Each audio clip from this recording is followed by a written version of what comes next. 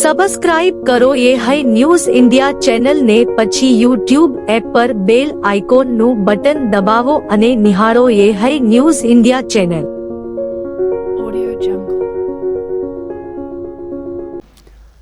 વાવથરા જિલ્લામાં ડ્રગ્સ વિરોધી ચાલી રહેલી ઝીરો ટોલરન્સ નીતિ હેઠળ આખતળા પોલીસે મોટી સફળતા હાંસલ કરી છે। ચિત્રોડા બસ સ્ટેન્ડ નજીક બનેલી અકસ્માતની ઘટનાએ ડ્રગ્સ હેરાફેરીના મોટા રેકેટનો પર્દાફાશ કર્યો છે। પોલીસે 53.81 લાખ કિંમતનો 358.78 કિલોગ્રામ માદક પદાર્થ પોસ્ટ ડોટા સહિત કુલ 63.71 લાખનો મુદ્દામાલ કબજે કર્યો છે।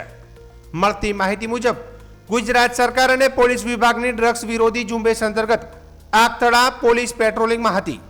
તે દરમિયાન ચિત્રોડા બસ સ્ટેશન નજીક મહિન્દ્રા થાર રોક્સ ગાડી નીલગાય સાથે અથડાઈ હતી। અકસ્માત બાદ ગાડીના ચાલકે સ્ટેરિંગ પરથી કાબુ ગુમાવતા વાહન રસ્તાની વચ્ચે બંધ પડી ગયું હતું। ઘટના બાદ ગાડીમાં સવાર બે શખ્સો વાહન છોડીને સ્થળ પરથી ફરાર થઈ ગયા હતા। શંકાસ્પદ પરિસ્થિતિને ધ્યાનમાં રાખીને પોલીસે ગાડીની તપાસ કરતા અંદરથી 358.78 કિલોગ્રામ પોસ્ટ ડોડાનો જથ્થો મળી આવ્યો હતો। પોલીસે માદક પદાર્થ ઉપરાંત વાહન અને અન્ય સામગ્રી સહિત કુલ 63.71 લાખનો મુદ્દામાલ કબજે કર્યો છે। આ ઘટનાએ ફરી એકવાર આંતરરાજ્ય સરહદી વિસ્તારોમાં ડ્રગ્સની હેરાફેરી નેટવર્ક અંગે ગંભીર સવાલો ઊભા કર્યા છે। જો અકસ્માત ન થયો હોત તો આટલો મોટો જથ્થો કદાચ સરળતાથી પોતાના ગંતવ્ય સ્થાને પહોંચી ગયો હોત તેવી ચર્ચા સ્થાનિક સ્તરે ચાલી રહી છે।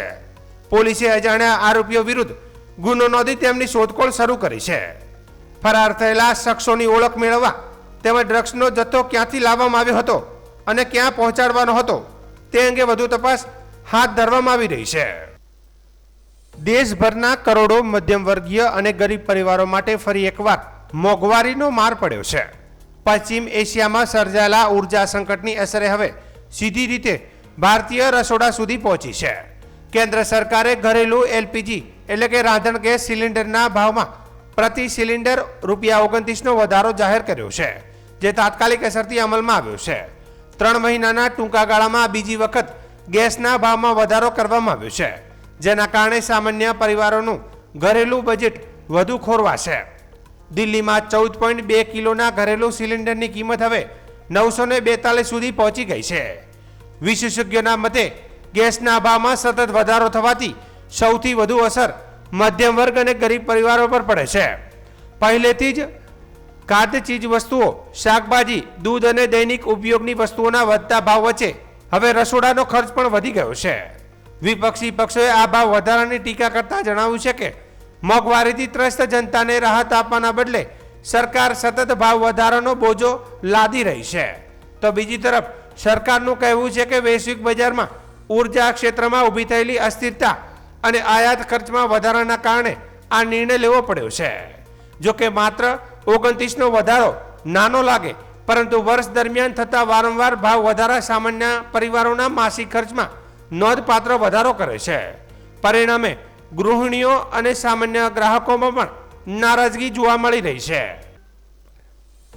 નાયબ મુખ્યમંત્રી હર્ષ સંઘવીના માર્ગદર્શન હેઠળ રાજ્યના 8 ઉચ્ચ પોલીસ અધિકારીઓ આગામી 11 અને 12 જૂનના રોજ પાકિસ્તાન સરહદને સ્પર્શતા ગુજરાતના 16 સરહદી ગામોની મુલાકાત લેશે। પોલીસ અધિકારીઓ વાવથરા, પાટણ અને કચ્છ જિલ્લાના સરહદી ગામોની મુલાકાત લઈ ત્યાં જ સ્થાનિકના ઘરે રાત્રિ રોકાણ પણ કરશે। મુલાકાત દરમિયાન પોલીસ અધિકારીઓ સુરક્ષા એજન્સીઓની સજ્જતા ચકાસણી, દુર્ગમ વિસ્તારોના પોલીસ જવાનો અને ગ્રામજનો સાથે સંવાદ, રાત્રિ સભા તેમજ સુરક્ષા જેવા વિવિધ મુદ્દાઓ અંગે ચર્ચા અને સમીક્ષા કરશે। આ મુલાકાતનો મુખ્ય હેતુ રાજ્યની આંતરરાષ્ટ્રીય અને આંતરરાજ્ય સરહદોની સુરક્ષાને વધુ અભેદ બનાવવા તેમજ સીમાવર્તી વિસ્તારોના નાગરિકોની સુખાકારી સુનિશ્ચિત કરવાનો છે। વાવથરા જિલ્લાના દિયોદર ગામમાં રહેણાંક અને ધાર્મિક વિસ્તારોની આસપાસ ચાલી રહેલા માંસ મટનના વેચાણને લઈને સ્થાનિક નાગરિકોમાં ભારે રોષ જોવા મળી રહ્યો છે। ગામના જાગૃત નાગરિકોએ જિલ્લા કલેક્ટર, જિલ્લા પોલીસ અધિક્ષક, તાલુકા વિકાસ અધિકારી અને ગ્રામ પંચાયતને લેખિત રજૂઆત કરી તાત્કાલિક કાર્યવાહી કરવાની માંગ કરી છે। રજૂઆતમાં જણાવાયું છે કે રામાપીર મંદિર તેમજ રહેણાંક વિસ્તારોની આસપાસ કેટલાક વેપારીઓ દ્વારા માંસ મટનનું વેચાણ કરવામાં આવે છે, જેના કારણે વિસ્તારમાં ગંદકી, દુર્ગંધ અને અસ્વચ્છતાની સમસ્યા ઊભી થઈ રહી છે। સ્થાનિકોના આક્ષેપ મુજબ માંસના અવશેષો અને અન્ય કચરો જાહેર સ્થળોએ જોવા મળે છે, જેનાથી મંદિરની પવિત્રતા અને આસપાસના વિસ્તારની સ્વચ્છતા પર અસર પડી રહી છે. નાગરિકોએ વધુમાં જણાવ્યું કે આ મુદ્દે અગાઉ પણ પોલીસ સ્ટેશન, ગ્રામ પંચાયત અને અન્ય સરકારી કચેરીઓમાં અનેક વખત રજૂઆતો કરવામાં આવી છે. તે ઉપરાંત ગૌશાળા, ઘોડાઢોર પાંજરાપોળ, મનોહર ગૌશાળા, જીવદયા ગ્રુપ અને શ્રીરામ ગ્રુપ જેવી વિવિધ સંસ્થાઓ પણ લેખિત રજૂઆત કરી હતી. જો કે કાર્યવાહી બાદ થોડાક સમય માટે સ્થિતિમાં સુધારો જોવા મળે છે, પરંતુ ત્યારબાદ ફરીથી એ જ પ્રવૃત્તિ શરૂ થઈ જતી હોવાનો આક્ષેપ કરવામાં આવ્યો છે. રજૂઆતમાં કેટલાક સ્થળોએ પણ ઉલ્લેખ કરવામાં આવ્યો છે જ્યાં માંસ મટનનું વેચાણ થતું હોવાનું જણાવાયું છે. સ્થાનિકોએ આ તમામ સ્થળોની નિષ્પક્ષ તપાસ કરી જો કોઈ ગેરકાયદેસર પ્રવૃત્તિ, સ્વચ્છતા નિયમોનો ભંગ અથવા જાહેર આરોગ્યને નુકસાન પહોંચાડવાની બાબતો જણાય તો સંબંધિત કાયદા મુજબ કાર્યવાહી કરવાની માંગ કરી છે. ગ્રામજનોનું કહેવું છે કે ગામમાં શાંતિ, સ્વચ્છતા અને સૌહાર્દપૂર્ણ વાતાવરણ જાળવવા માટે આ સમસ્યાનો કાયમી ઉકેલ લાવવો જરૂરી બન્યો છે. હવે તંત્ર આ રજૂઆતને કેટલું ગંભીરતાથી લે છે અને શું કાર્યવાહી કરે છે તેના પર સૌની નજર છે. ગૌ માતા હવે અમારા હિન્દુ ધર્મનો પવિત્ર અધિક માસ ચાલી રહ્યો છે અને અમે ગૌ મંડળની બહેનો ચલાવીએ છીએ, ભજન મંડળ ચલાવીએ છીએ, પણ અમારા કારણે અથવા ખુલ્લેઆમ દિયોદર નગરમાં ખુલ્લે માંસ મટન વેચાઈ રહ્યા છે, તો એનાથી અમારી ધાર્મિક લાગણીને ખૂબ દુઃખ પહોંચે છે. અમે આવું ચલાવવા નથી માંગતા અને ખુલ્લેઆમ આ લોકોની હિંમત ખૂબ વધી રહી છે. વારંવાર કહેવા છતાં પણ આનો કોઈ નિર્ણય નથી આવતો. હવે અમે બહેનો શું કરીએ? ભજન કરતાં કરતાં પણ અમારે પોલીસ સ્ટેશને આવવું પડ્યું. આ અમારી મજબૂરી છે અને સરકારને અમે અપીલ કરીએ છીએ કે અમારી આ ધાર્મિક વેદનાને સમજો અને તમે અમારા પડખે ઊભા રહો. અને બીજું કે અમે જો બહેનો પોલીસ સ્ટેશને ક્યારે જોયું નથી અને પોલીસ સ્ટેશન અમે આવી શકીશું તો અમને મજબૂર ના કરશો કે અમે હટડીઓ સુધી પણ પહોંચી જઈશું. એમાં જલા પડવાની વાર નહીં લાગે. અમારો જગદીશભાઈ, અમારું કેવું એવું છે કે એક અદક મહિનો ચાલે છે. દીવદરની જનતા એટલે જીવદયા પ્રેમી છે. દીવદર એટલે સૌનો સાથ, સૌનો વિકાસ, દરેક સમાજને સાથે લઈને ચાલે છે. અમારે કોઈ મુસ્લિમ સમાજનો પણ વિરોધ નથી, પણ અમારે એક જ જે જીવ ઈચ્છા થાય છે એનો વિરોધ છે. અને પહેલાં શાંતિ સમિતિની બેઠક થઈ ત્યારે પણ દીવદરની અંદર રજૂઆત થઈ હતી અને એ ટાઈમે મુસ્લિમ સમાજે પણ કીધું હતું કે એમને રજૂઆત કરી છે, અમને વારે ઘડીએ રજૂઆત કરીએ છીએ, પણ એ અમારા કહેવામાં નથી, અમારું કીધું માનતા નથી. 3-4 લોકો આખા દીવદરની જે શાંતિ છે એ ડોળવાનો પ્રયત્ન કરે છે અને જીવ ઈચ્છા થાય છે એ અમને ખરેખર અમારી જીવદયા પ્રેમીઓ આર્યું નહીં ચલાવી લે. આજે સાહેબને પણ અમે રજૂઆત કરી છે, 2-3 દિવસની રાહ જોઈએ છીએ. કદાચ અમારી કામગીરી નહીં થાય તો અમે ગાંધી ચિંધ્યા માર્ગે અથવા કદાચ કાયદો હાથમાં લેવો પડશે તો પણ લઈ અને જીવ હિંસા દીવદરનો બંધ થાય એના માટેના પૂરેપૂરા પ્રયત્ન અમે કરવાના છીએ. વાવથરા જિલ્લામાં દારૂબંધીના કાયદાનો ખુલ્લેઆમ ભંગ થઈ રહ્યો હોવાની વધુ એક ચોંકાવનારી ઘટના સામે આવી છે.